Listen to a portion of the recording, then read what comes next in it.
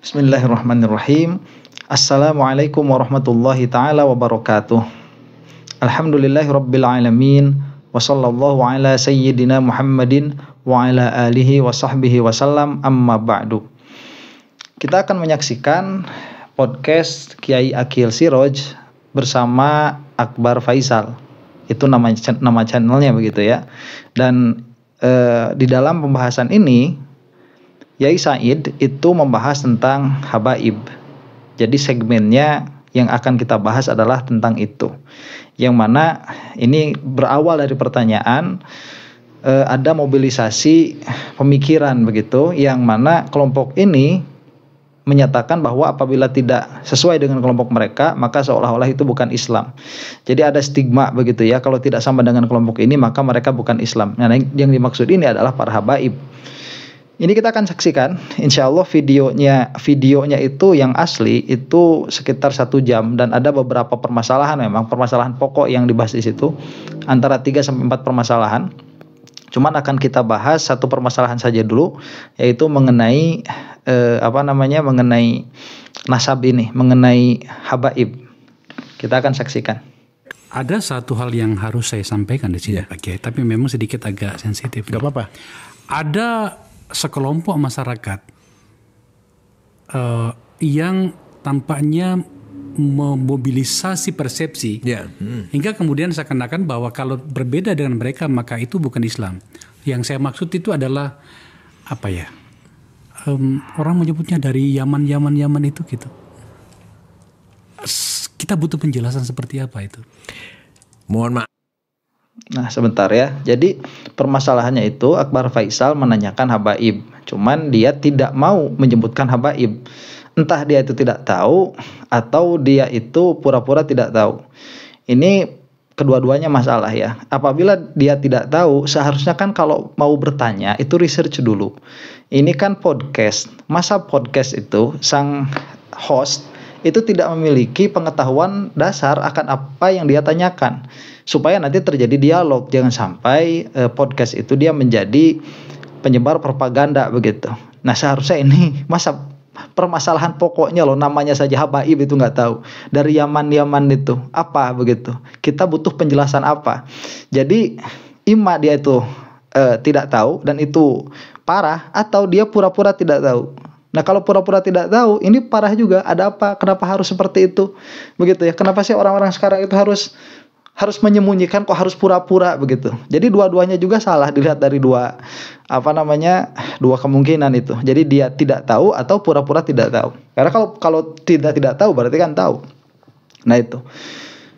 Kemana arahnya juga pertanyaan ya. Jadi arah pertanyaannya juga tidak jelas sebetulnya. Karena yang ditanyakan itu kita harus meresponnya seperti apa. Dalam pengertian ini pertanyaan yang tidak spesifik, tapi saya lihat ini ada bagusnya juga, karena pada akhirnya ini kan Akbar Faisal ini tidak menyudutkan pertanyaan kepada apakah ini habaib ini, apakah mereka itu adalah keturunan asli dari Nabi Muhammad SAW atau bukan, atau apakah ini merupakan ajaran Islam atau bukan. Nah itu tidak mengkerucutkan pertanyaan, itu dibiarkan bebas sedemikian rupa sehingga respon dari Yai Said itu akhirnya yang keluar adalah kegelisahan beliau.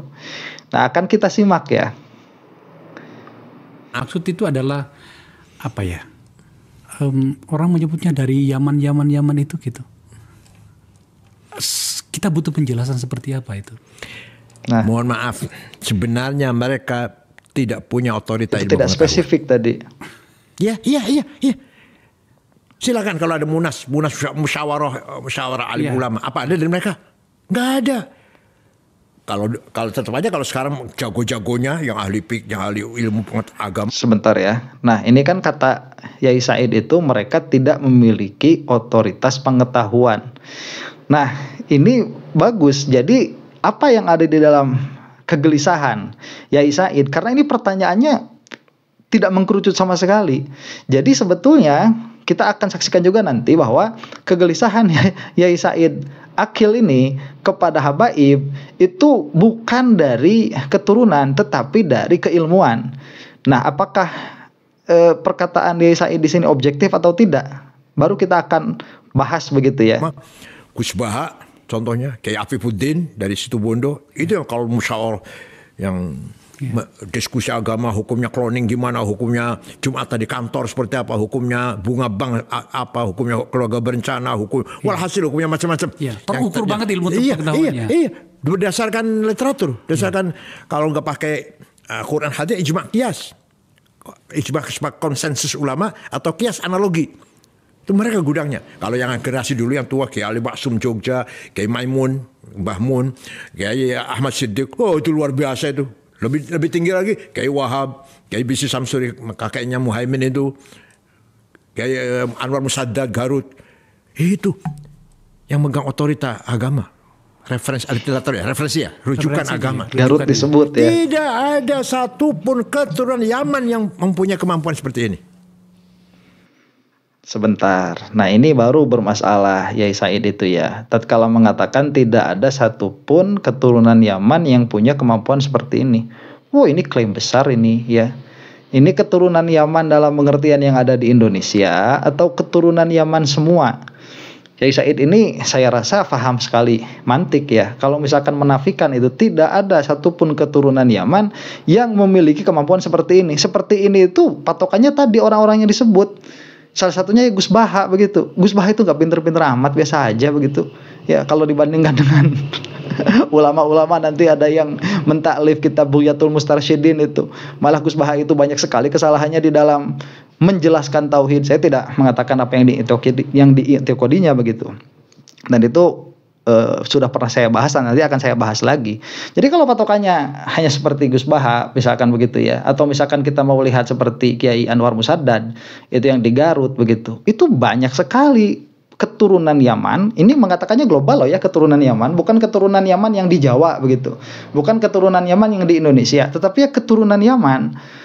Ini banyak sekali ya. Nanti kita akan bacakan antitesisnya Yai Said. Jadi kalau misalkan di dalam mantik itu ini tidak satupun. Nah, ini adalah qadhiyah kulliyah salibah begitu. Tidak satupun. Ini adalah qadhiyah kulliyah salibah. Nah, untuk membantah atau untuk membatalkan qadhiyah salibah yang kuliah itu cukup datangkan satu saja bukti. Kalau sudah dikatakan satu bukti itu sudah gugur perkataan Yai Said Akil ini. Ya, nanti kita akan bahas. Hanya mereka Habib keturunan Rasulullah di tengah masyarakat ngajak selawatan. Iya. Nah, sebentar. Ini sepertinya saya harus langsung mengcounter ya perkataan Yai Said ini. Ini ada postingan dari Habib Ali ya, guru saya sendiri. Jadi seseorang itu apabila dia itu dicederai kehormatannya, itu memiliki hak untuk membela. Nah, di antaranya ya beliau ini, ya Habib Ali ini, karena beliau termasuk dari habaib, termasuk dari yang diribah oleh Yai Said Akil. Makanya saya sering mengatakan bahwa saya ini lebih senang untuk menghibah orang begitu ya. Dalam pengertian juz'i, kalau di dalam kata mantik itu personal secara individu, daripada menghibah satu kelompok. Karena tatkala menghibah satu kelompok, Anda itu pada hakikatnya sedang menghibah seluruh afrod, seluruh individu, seluruh member dari kelompok tersebut. Makanya yang tersinggungnya juga akan banyak begitu. Tapi apabila misalkan kita ini menghibah individu, nanti hukum ghibah kan ada yang macam-macam tuh ya, wajib, sunnah, mubah, makruh, haram sama saja. Ada hukumnya. Kepada individu ya sudah, berarti kan kita hanya membicarakan satu individu itu begitu, dan nanti yang tidak menyukainya atas komentar tersebut kan hanya muhibinnya begitu. Nah, saya katakan di sini misalkan di dalam postingannya Habib Ali Bagir ya, beliau berkata, kitab Tabaqat Fuqaha ul Yaman versus tidak ada ulama dari Yaman. Jadi kalau misalkan tadi Yai Said itu mengatakan tidak ada keturunan Yaman yang memiliki otoritas di dalam keilmuan, beliau ini Habib Ali akan membantahnya karena ada satu kitab namanya Tabaqat Fuqahaul Yaman. Itu sudah kumpulan fuqaha dari Yaman. Dalam kitab ini disebutkan fuqaha Yaman dari zaman Rasul alaihi salam sampai zaman muallif sendiri, yaitu Ibnu Samurah Al-Ja'di, yaitu pada abad ke-6 Hijriyah. dengan arti setiap generasi mulai abad pertama Hijriah, Anda akan mendapati banyak ulama dari jenis fuqaha yang berasal dari Yaman. Ini hanya sampai abad ke-6 Hijriah saja. Apalagi jika kita tarik sampai abad ke-15 Hijriah seperti sekarang ini, maka Anda akan tercengang dengan banyaknya ulama Yaman mendunia dan kitabnya yang masih kita nikmati sampai sekarang. Betul itu, di antara salah satu bukti dari kealiman itu dan kebarokahan malah adalah kitab-kitab yang masih tersedia sampai saat ini. Islam itu pernah mengalami beberapa kali pemusnahan pengetahuan begitu ya dari perpustakaan. Pernah terjadi di Andalusia, Alexandria begitu ya. Kemudian pernah terjadi di Arab Saudi waktu Wahabi menyerang. Itu pernah terjadi, tapi ada kitab yang diselamatkan oleh Allah Subhanahu wa taala sehingga bisa kita nikmati dialektika berpikir para ulama dahulu sampai sekarang. Ini membuktikan kealimannya dan membuktikan kebarokahannya begitu. Kata Habib Ali, saya beri 2 contoh saja agar semua orang tahu beberapa ulama Yaman. 1, Al-Imam Al-Umrani, pengarang kitab Al-Bayan, sebanyak 14 jilid, cetakan Darul Minhaj yang menjadi rujukan banyak sekali fuqaha Syafi'iyah level dunia. Ini sudah 14 jilid begitu ya. Nah, 1 saja ini sudah cukup. Karena tadi saya katakan kuliah salibah itu untuk menyatakan salahnya itu cukup sebutkan 1 yang mujabah begitu atau mujibah. Itu juz'i 1 saja sudah cukup. Kemudian yang kedua Al-Imam Ibnul Muqri Al-Yamani, pengarang kitab Al-Irsyad yang hanya 1 jilid saja. Cuma kononnya sangat padat sekali. Bahkan sampai dikatakan oleh guru saya bahwa masail di dalamnya secara mantuk dan mafhum mencapai 140.000 masalah. Mohon dihitung sendiri karena saya juga tidak pernah menghitungnya. Ini riwayat ya. Kalau Anda mau fuqaha dari kalangan Ba'alwi juga banyak sekali. Cuman saya sebutkan 2 saja. Jadi yang tadi itu Yaman dalam pengertian secara geografis begitu ya. Ulama yang secara geografis mereka itu orang Yaman. Kalau sekarang yang mau dibahas oleh beliau oleh Al-Habib itu bukan dari Yaman tetapi Ba'alwi. Beliau mengatakan kalau Anda mau fuqaha dari kalangan Ba'alwi juga banyak sekali, cuman saya sebutkan 2 saja. Sisanya silahkan disebutkan sendiri di komen. 1 Habib Abdurrahman Al-Masyhur, pengarang Bughyah Al-Mustarsyidin. Bughyatul Mustarsyidin ini sudah terkenal sekali, kurang apa. Ini Yai Said waktu ngomong seperti itu, apa lupa apa gimana begitu.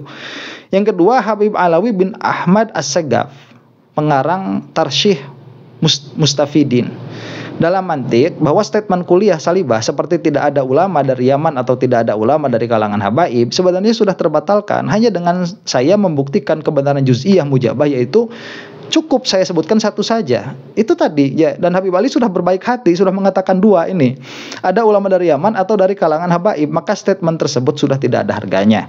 Karena itu sebenarnya statement seperti tidak ada ulama dari Yaman atau tidak ada ulama dari kalangan habaib, statement yang tidak perlu ditanggapi karena terlalu lemah secara ilmiah dan tidak pantas diucapkan oleh seorang yang mempunyai kelayakan akademik yang sangat tinggi. Kalau seorang tidak tahu ada ulama dari Yaman atau dari habaib, ya seharusnya mengatakan saya tidak tahu, bukan tidak ada. Karena dalam ilmu kalam kita mengenal istilah adamul ilmi laisa ilman bil adam, yang artinya secara bebas yaitu tidak tahu bukan berarti tidak ada. Karena itu nasihat saya untuk terus membaca dan baca lagi agar semakin tahu, karena kadang gelar akademik tidak berbanding lurus dengan skill yang menyandang gelarnya. Nah, ini mah bukan perkataan Habib yang mau saya lanjutkan begini, ini dari perkataan saya saja. Yai Said itu harusnya malu ya. Kalau Yai Said ini nggak malu setelah mengatakan hal itu nggak tahu malu, nggak punya malu. Ya, ini katanya ahli mantik. Saya tuh heran begini ya. Saya kemarin mendengar videonya Gus Zaini yang mengatakan bahwa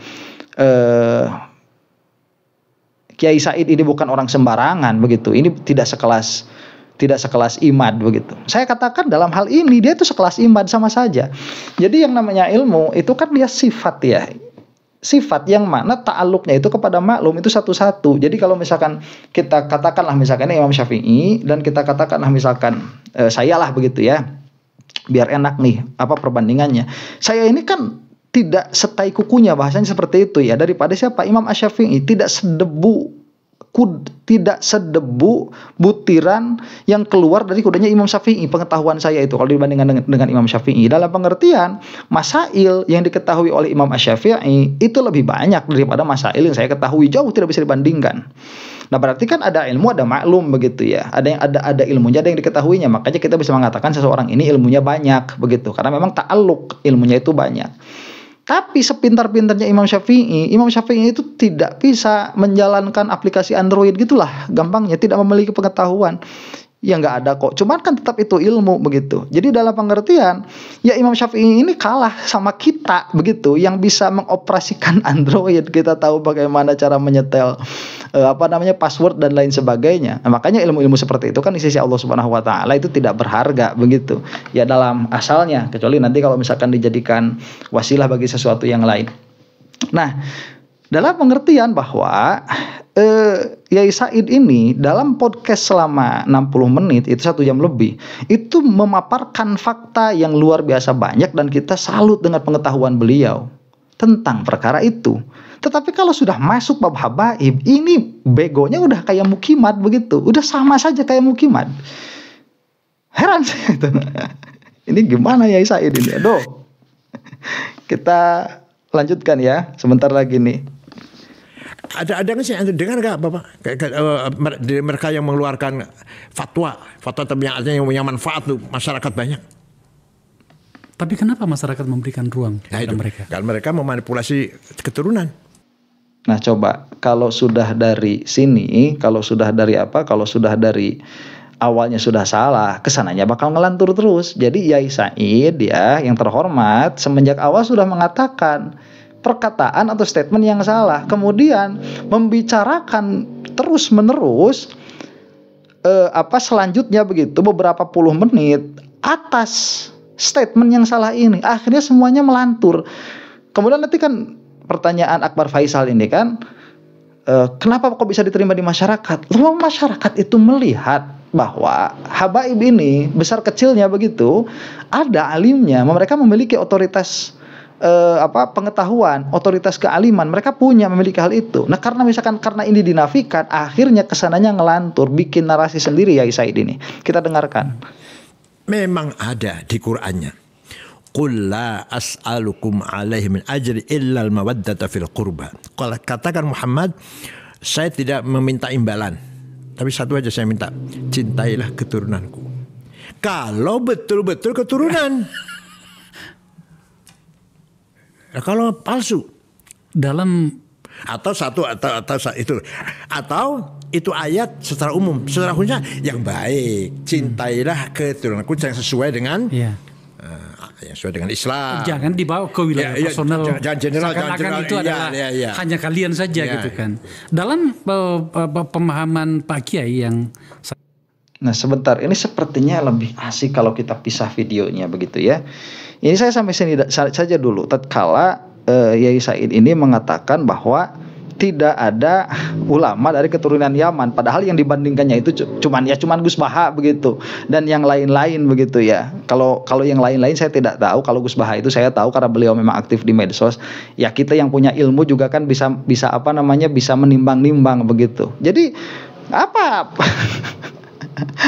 levelnya Gus Baha itu sama mu'alifnya Bughyatul Mustarsyidin begitu ya. Itu ngarang aja Yai Said itu. Tanpa mengecilkan, saya katakan tadi ya, Yai Said itu memiliki ilmu yang luar biasa, Gus Baha juga memiliki ilmu yang luar biasa, tapi kalau dibandingkannya seperti itu, ini sudah menutup mata begitu, sudah buta. Jadi saya katakan apabila seseorang itu sudah jadi mukimat, sudah terkena sama virus mukimat, orang secerdas Yai Said yang mana beliau itu dikatakan orang yang salah satu yang paling akli begitu ya di Nahdlatul Ulama, karena memang sekolahnya juga di Iran kalau tidak salah itu, dan orang-orang Iran itu terkenal kesyiahannya dan orang Syiah itu terkenal mendalami mantiknya begitu sampai kadar tertentu. Cuman Syiah begitu ya, mendalami mantik bagi orang Iran itu sudah menjadi keharusan sepertinya begitu dalam pengertian untuk orang Syiah. Sehingga kita melihat sekarang kalau misalkan negara Islam yang paling maju mana secara teknologi militer begitu ya orang-orang Syiah itu. Dan Yai Said pun sangat kagum dengan orang-orang Syiah ya. Saya tidak mengatakan beliau Syiah, cuman ya kekaguman itu ada. Jadi kalau orang udah pinter ya, kemudian naudzubillah min dzalik kena sama virusnya Mukimat, ya sudah, inilah contohnya Yai Said sampai kias atau qodiyah begitu ya di dalam mantik yang paling dasar. Itu kan dasar sebetulnya, sulabun aurok juga ada begitu, nggak usah tinggi-tinggi kalau cuman mau tahu qodiyah kuliah salibah itu, nggak usah tinggi-tinggi, dan itu sepertinya hilang minimalnya saat membicarakan podcast ini. Itu seharusnya Yai Said malu, dan seharusnya Yai Said ini meminta maaf kepada orang-orang yang mungkin tersinggung dengan ucapan beliau begitu ya, karena ini naudzubillah min dzalik, kalau kita itu sudah capek-capek ngaji, sudah capek-capek belajar, akhirnya ilmu yang sudah ada dicabut lagi oleh Allah Subhanahu wa taala. Naudzubillah min dzalik. Demikian, semoga ada manfaatnya. Wallahu taala a'lam bissawab. Assalamualaikum warahmatullahi taala wabarakatuh.